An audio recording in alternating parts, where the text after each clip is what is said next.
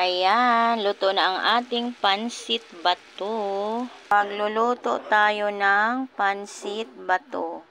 Ito yung pansit natin. Repolyo lang yung ating gulay. Meron tayong kunting atay sa kakarne. Pangsahog natin sa pansit. Ginisa muna natin bago natin ilagay yung gulay.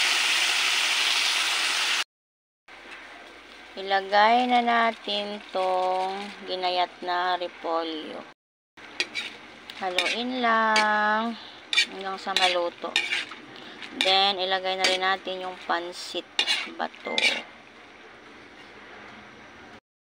Next ay ito na. Sabay-sabay na natin. Haluin natin.